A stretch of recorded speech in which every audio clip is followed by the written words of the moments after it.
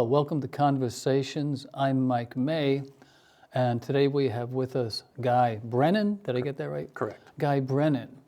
And so, Guy, where are you from? Tell us about yourself. I was born and raised in Rockville. Okay. The next town over from here. Yeah. My wife and I got married in 1989. We bought our first house shortly after, and we've been in Manchester ever since. So you've traveled a lot. No, stayed pretty local. Okay, all right. Now you work with an organization. Yeah, I work for a nonprofit. It's called the Connecticut Community for Addiction Recovery, or CCAR as we're referred to. I am a recovery coach. That's my role there. Okay, now, so how did you get into that? What's your background with that? Okay. So a recovery coach is a peer who works with people who suffer with substance use disorders. I struggled with that myself for most of my adult life.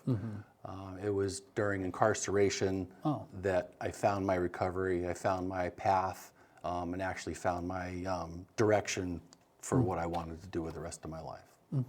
And so CCAR started in 1998, primarily as an organization to put a face on and give a voice to people in recovery.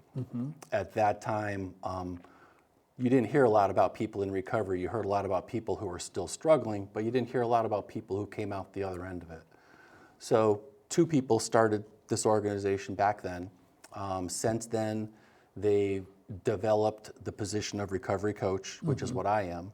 And currently we have an emergency department team where we provide recovery coaches to every emergency department in the state.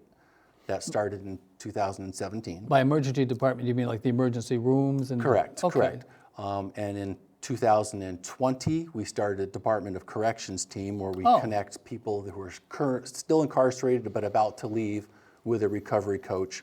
So the relationship starts before they leave jail, and they can start working on their plan before they get out. So when they get out, they're not just standing on a street corner. Exactly, going, they don't right. open the gate. And as a person who was previously incarcerated, I can tell you, if you just walk out that gate without a plan, you might as well just turn around and come right back in. You have to have a plan and a goal before you walk out, or you're vulnerable.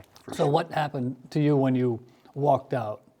So I was incarcerated 2 different times. The first time I was released in 2010. Made a lot of bad choices because of my substance use. I was incarcerated for 3.5 years. Came out, thought everything was going to be great, like reset everything. Yeah. Married, my wife and I are married for a lot of years, have 4 kids. Thought I was going to come out and everything was going to be just hunky-dory, and that lasted about a year. And I relapsed, violated, had to go back in. And it was an ongoing violation, probation, parole, that kind of thing. And then went back, got incarcerated again for 3 more years in 2015. And at that point, that was when I was asked to take part in a drug program. While I was in the program, I was asked to become a mentor, and that's what kind of pointed me in this direction. Okay. Now, what would you have liked to have seen, like the first time you got released and then you ended up making some bad decisions? What could have kept you from making those bad decisions? Let's say, looking back, say, oh, if only I did this, or if only that happened. Well, I think it's exactly like I said, having a plan coming out. Like I had no plan coming out. I was going to go back to the same job that I didn't particularly like, same environment, nothing was going to change except I had gone 3.5 years without using any substances. I didn't do anything to work on myself while I was in there the first time. There was probably help available to me there. I didn't really take advantage of it the first time around. So I put it on me. I don't put it on the DOC. I don't put it on the state of Connecticut. What I did, I take full responsibility for my actions. Yeah. So now, as what is substance coach? How do you put it? I'm a recovery coach. Recovery coach. Okay, so what does a recovery coach do? Like, let's say there's somebody, like, how does this start? How do you start working with someone? What happens? Okay, so I'll start with where I started with our emergency department team, because I was on that team for 3 years before I went on to our jail diversion team, which I'm on now. So in our emergency department team, we have the states separated into regions. You have coaches assigned to each region. If a hospital has somebody who comes into the emergency department and presents with a substance use issue or another issue, but substance use comes up with a discussion with the social worker, they're offered the assistance of a recovery coach if they're interested. Recovery coach will come in, speak with their, within 2 hours. That's our response time. Right, all right. It's immediate. Right. If the person is thinking about going into some kind of treatment, we have a lot of relationships and options. We can put them into treatment in most cases the same day. We can usually go bed to bed if that's what they're looking for. But the thing about what we Go do... bed to bed, you mean? I mean, right from ED to detox, ED to treatment, instead of going home, because that's where we lose Right, them. okay, That's yeah, where the right, relapse happens. right, Like yeah. if you can get them going bed to bed with no stops in between, Right. that's Okay, the I see, ideal yeah. situation. Okay. But as coaches, right now we have 17 ED coaches, I don't know how many DOC coaches, and we have 3 jail diversion coaches. We're all in recovery. So when you meet somebody, it's peer-to-peer. Yeah. Like we're not counselors, we're not social workers, we're not clinicians. Right. Immediately the wall comes down a little bit because I've been where you are. Right, Like yeah. we're the same person. I've Right, come yeah. out the other end, but Right, we're yeah. in the same, have been in the same situation. Right, yeah. So it makes us instantly relatable. Yeah, so you have some creds, as it were. Exactly. And they do. Because I remember reading an article about a guy in Denver, and sadly enough, he was homeless and he was on drugs, and the nurses at the hospital hated seeing him come in. His name was Murray, because he'd come in, it would take him 2 weeks to get him detoxed, cleaned up, because he was all dirty, infected. Sure. So they'd spend 2 weeks with him, they'd let him go, he'd go out, get drunk, fall down again, and they'd go, here he comes in again, and go through the same process again. And someone had added it all up. His name was Murray, and he had run up $1 million in treatment. Just this, they called him $1 Million Murray, because somebody comes into the emergency room. You've got to treat him. You can't. You're not supposed to take him out to the desert and lose him. We're supposed to be a civilized society. So that idea, somebody's not just, okay, Murray, we'll see you in 2 weeks. Well, you talk about Murray, and even with the assistance of what we do, we have people in our ED database where we have seen over 50, 60 times in different emergency departments over a period of years. Yeah. Because the same thing, it's just a cycle. If we can get somebody into detox and they don't follow up detox with any other treatment, it's secular. Yeah. So now, what would you say, I don't know if I can, let's say your success rate, like this guy has gone through this 50, 60 times, and that's heartbreaking, but how many people actually break the cycle because, okay, I'm not going back into my... I wouldn't put a percentage on it because that's not something we keep track of. So I wouldn't even want to put a number on that. I would say, in my personal opinion, it's individual. If you want it bad enough, you can get it. Okay. Okay, we're going to hold it. Okay, we have to take a short break, and we'll be right back and talk more about this. At Community Voice Channel, you learn television production with hands-on experience. Our programming comes from volunteers just like you. For more information on how to volunteer, call 860-645-1454 or visit www.cvcct.org. Don't just watch TV, make it. Hello, welcome back to Conversations, and we're here with Guy Brenan from CCAR, and CCAR stands for? The Connecticut Community for Addiction Recovery. And somebody, we won't mention any names, was just teasing you about your orange shirt, but now you say, who bought it for you? My wife purchases all my clothing All for your me, clothes for you. yes. I had something like that when my wife and I were very, very happily married, but she didn't I had this certain shirt that I really, really liked. And I found out later that she didn't like it, and she said, please don't wear that shirt when we're together. Please don't wear that shirt when we go out. When you call me on the phone, don't have that shirt on when you call me on the phone. I went, oh, what happened? Then after we got married, I said, oh, what happened to my favorite pair of pants? Oh, they accidentally caught fire when I walked by them with a burning match. Oh, really? Oh, is that what happened? Not quite that Funny bad. how that happens. Yeah, gee, wasn't that? So she shouldn't complain if she puts them. So now, you had been talking about the addiction recovery, and sometimes people have to make up their own minds. Correct. Okay. Correct. So now let's say you get a call from the emergency room, and they say, we have someone come and talk to them. So you go down and you walk into the emergency room. So what happens then? So you're in the bed. Okay. Oh, okay, right. I walk in, Mike, my name's Guy, I'm a recovery coach, I work for CCAR. Have you ever worked with us before? A lot of times they have, because we see people, again, repeatedly. Okay, let's say I never have. I said, no, So, well, who are you? I tell them I'm a recovery coach, this is the organization I work for, we're a nonprofit, this is what we do. And I tell people right up front, like within the first minute that I meet them, I'm a person that's in recovery, I've been where you are, and I've been incarcerated because of my addiction. So that immediately brings that wall down if there's some kind of resistance to talking. It immediately, at least to a degree, brings it down where we can at least have a conversation. And then I let them know, listen, I'm not here to tell you anything. You've had people telling you for days, weeks, and years what you need to do. I'm here to ask you what you want to do and how I can help you do that. If you want to go to treatment, I can help you do that. If you're not ready to stop your usage and you just want to try to bring it back, which is what we call harm reduction, which we're firm believers in that, I can try to help you do that. It's whatever the person is looking to do, I'm trying to help them get there. Okay, so now help me. So let's say he says, okay, I'm interested in harm reduction. What's that? Harm reduction is if you're a drinker, substance use, whatever it is, say you're a heroin user and you're using 15 bags of heroin a day, and you say, okay, well, how about if we bring that back just a couple of bags a day to try to get it to a safer level?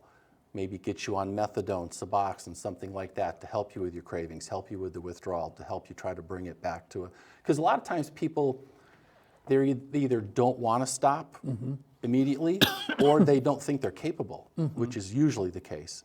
So if you can get them to maybe bring it back to I don't want to say more acceptable level, but a safer level, they see that change is possible. And that sometimes will get them thinking that they can go further with it. So, okay, so let me ask you this. So let's say I'm interested in harm reduction and the doctor says, okay, you can go now. And I said, okay, Guy, now what? So here we're standing outside in the emergency room. So now what happened? So what we do at our organization is I'm your recovery coach now. So until you tell me differently, I'm going to be in touch with you daily, if not every other day, until you say, like, I'm tired of you bothering me, leave me alone. I'm there to offer daily support to you, whether it's just a conversation, whether you need to be connected with meetings, groups, some kind of treatment, something like that. I can direct people to where they can get medication, MAT, medical assisted treatment, to help them with the cravings and with the withdrawals and things like that that go along with it. Okay, so what if the person says, geez, I want harm reduction, but here I am, I'm out on the street again, can you help me? I have no place to go. We absolutely can do that. We have relationships with the shelters, all the local shelters, so we can try to connect them with a shelter bed if possible. If they need sober housing, we talk about sober houses or residential treatment, something like that. Whatever the person is looking to do, we can assist them in getting there. Okay, so let's say this person, I've just gotten out, it's midnight, I need a place to stay tonight. I do want to change, but I just don't have a place to sleep tonight. What can you do, Guy? At that moment, nothing. There's nothing, I mean, at 12 o'clock, midnight, you're not going to find a shelter bed at that point. There's really nothing I can do for the person at that point. If the person knows, if the hospital knows that we're working on a treatment bed for the morning, more times than not, they'd be willing to keep the person overnight until we can figure out a plan in the morning. Oh, okay, so let's say it's earlier and I say, yeah, they're going to keep me overnight, but when I get out of here, I do want to do something, but I have no place to go tomorrow morning. What can you do for me? I would direct them to one of our 5 recovery centers, which we have throughout the state. And there's people there from 8 to 8 daily who could work with them all day long, getting them into treatment or connecting them with medication or whatever it is they're looking for. So let's say it's somebody at the Vernon Hospital right there. They get out. And so where's the nearest center? You say there's 5 places. We have Wyndham, we have Hartford, Bridgeport, New Haven, and Waterbury. So the closest one would be in Hartford. Hartford. Now, how would this person, yeah, I really want to do this, how do I get to Hartford?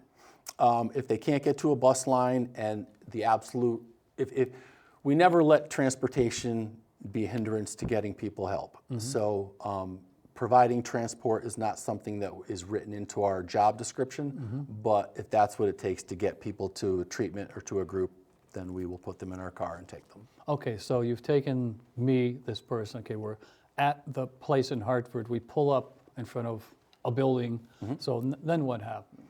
We walk inside, and it's a recovery center where there's people, there's recovery coaches like myself, there's volunteers, there's staff there, there's hot coffee, there's phones to use if you're a person without a phone, there's computers to use if you don't have access to computers, there's people who can help you fill out a resume, job centers, all the kind of things you need to get your life going in the right direction or in that center. Okay, so this is like the first step to getting to... Absolutely. It's either the first step or the second step after detox or treatment. I always tell people, after detox, I always encourage inpatient treatment because like we discussed earlier, detox alone is usually not enough. But after that, you have to keep doing something and being involved in the center. You're surrounded by people who are in the same situation or who have been in the same situation. So let's say, okay, I'm there and I say, look, I'm sick of this, I want to go into detox. What does that mean? What happens to me then? That means whoever you're working with will pick up the phone, call the local detoxes in the state, find a bed for you that takes your insurance, and we can normally have somebody there within a day or two at most. Okay, now, let's see, now you said takes their insurance. Now what if they don't, geez, I've been on the street for a year. Well, even people who are homeless, most people in Connecticut have Husky D, which is state-provided insurance. All right. If they don't, we can call the Connecticut Access Line, and we can have them connected with insurance, usually within a couple hours, and get them into treatment from there. Okay, good. So this is interesting. Again, we have to take another short break. We'll be back, but we'll continue with this. Absolutely. Okay? We'll be right back.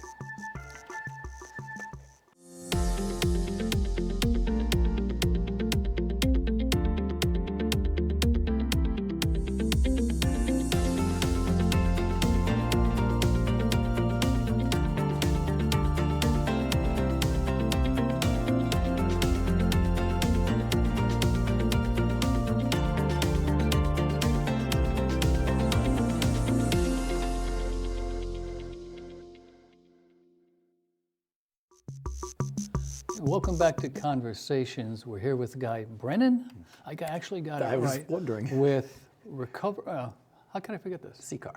CCAR, and we were talking about people who have come into the emergency room. I want to change. They're at the first place where they can get some help, and they want to go into a detox center, and to find out there's actually even someone who's experiencing homelessness, they can. Okay, well, explain this. I'm homeless, I don't have anything, but you said they can do what? If they have insurance, it's a quick process. And if they don't, they say, geez, I've been If living... they don't, then we get on the phone with Access Health, and we can usually connect them with Husky Insurance within a couple hours and get them into treatment. So it doesn't really hinder the process if they don't have insurance.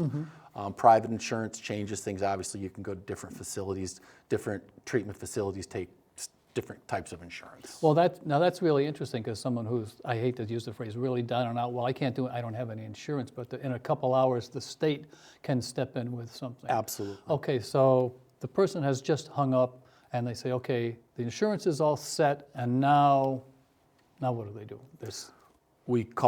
I call the detoxes around, the people that I have relationships with. I find an open bed. They do a phone screening with the person. I'll hand them my phone, or we get them a patient phone.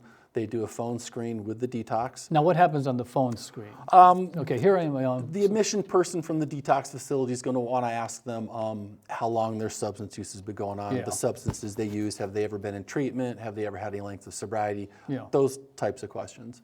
And then it's just a matter of having the hospital fax information to the facility. Once it's cleared, we arrange transportation, and off they go. So how long would this take usually? Someone is being cooperative and things are going smoothly. In detox? Well, no, I mean just to get to the place. Okay, they're in your center. It could, well, from the center, it's a little different than it is from the emergency department. The center, it's not as critical, or maybe it's not as crisis-based as it would be when you're in the ED. Okay, so let's say they're in the ED. Yeah, yes, I want to change. Yes, and so they've gotten the insurance, so they're in the ED, and it's cleared with a detox place. So what happens? Well, it's all determined on bed availability. So Okay. if we find a bed and they take your insurance, they get the information, they do the phone screen, everything's cleared. We set up transportation for them. Access line usually will come and pick somebody up, take them bed to bed. That's what we Okay, like now to do. access line, or what's that? Access line is it's a public number where you can call. You can get information about treatment beds. You can call and arrange transportation if you need transportation to someplace, a doctor appointment, something like that. Okay. But like I said, we will never let transportation be a hindrance to people in treatment. If I have somebody and there's a bed, and access line says, listen, I can't get them there by the time they need to be there, we'll put them in our car and take them. Okay. And now how many, like, let's say they're in Hartford, there's treatments, or there's places around the state? Oh yeah, there's detoxes and treatment facilities scattered all over the state of Connecticut. Okay, all right. So someone wouldn't have to go very long distance to No, get this, no, well- as long as a bed is open. That's normally the first thing I'll ask somebody is like, are you willing to go anywhere I can find you a bed? Because a lot of times people want to stay local. If they're in Hartford, they want to stay in Hartford. And if somebody tells me, yeah, I'm willing to go anywhere you can Yeah. find me a bed, that's usually the sign, okay, this person really is looking to make a change. But yeah, there's detoxes and treatment beds all over the state. Okay, all right. So now, you've been working for the organization how long? 4.5 years. 4.5 years. Okay, that's great, that's great. So now, and this organization, it started, when did you say? 1998. Oh, 1998, so 98, 2008, so like 25 years almost, 25. Correct. So where would you like to see the organization in 5 years? You're working with them, what would you like to see in 5 years? Well, currently, our emergency department team started in 2017 with two coaches in 2 hospitals. We're in all 32 hospitals now. Oh, We started. Right now we have coaches in 5 DOC facilities and 5 courthouses. oh, What I'd like to see in 5 years is the 5 recovery centers we have in the state of Connecticut. I'd like to see that quadrupled or more, because there's not a town in the state that couldn't use a recovery center. so there's 5 recovery centers. So this is where the person would go when they get the insurance and, This is a place where you can go any day of the week, for whatever reason. If you just want to go, we have all recovery meetings that happen there. Like I said, there's always people to assist you with finding a job or filling out a resume, things like that. so now the recovery center isn't a residence, that isn't where they sleep? No, it's Oh, just so this is, it's just a walk-in facility that's open 8 to 8, Monday through Saturday. so it's like the office, this is where you go to Correct, get the correct. information and talk to people and Yep, find out? yep. And there's 5 of those? There are 5 of them. And where are they? Wyndham, Hartford, Waterbury, New Britain, and Bridgeport. Okay, so it's like the cities. I'm sorry, New Haven and Bridgeport. So it's like the cities. Right now, they're focusing on the larger cities. We're supposed to be opening some more coming up in Torrington Oh. and somewhere down in the London area also. Oh, okay, all right. So let's say I walk into one of these, what did you call it again? Recovery Center. Okay, I walk in, I open the door, I walk in, and what do I see? The first person you're going to see is somebody right there to meet you at the door that's going to say, how can I help you with your recovery today? Okay, Because again, we don't tell people what they need to do. We are there to assist people and help them with what they want to do. okay. So let's say someone says, "Geez, I've hit bottom. I don't want to do this anymore, but I feel so down and out. I don't know even where to start. What do I do?" They would go to a side room where they have some privacy. They would sit down with a coach and they would just tell them as little or as much as they want to about what they're going through. And again, ask them, what is it you want to do? Do you want to make a change? We can make that happen today or start the process. So if someone says, "Yes, I want to make the change. I'm sick of this. What's my first step?" Depending upon usage, normally detox. If you're somebody who's using a substance daily, detox is the first step. And detox is, Detox is normally 5 to 7 days. oh, wow. And it is not primarily, it's The detox is to get the substances safely out of your system. That's all. And this is where some people get a little confused, is because when you're in detox, they're not dealing with why you're using at all. All they're doing is getting the toxins out of your system safely. So you're not dealing with the issue, they're dealing with the symptoms. Yeah, right. So that's why inpatient to follow is critical. So this takes place like in a clinical setting then? Correct. Right, Correct. okay. So, right, Yeah, that's detoxes are medical medical. facilities. Right, okay. Well, Guy, I want to thank you for coming. This sounds like a wonderful organization, and we're going to put the website address down underneath so people can look at it and check it out if they want to get some more information. Yeah. And thank you for coming by, and I hope you get more and more centers. And thank you for joining us, and we hope to see you next time. Thank you. Thank you. Good grief.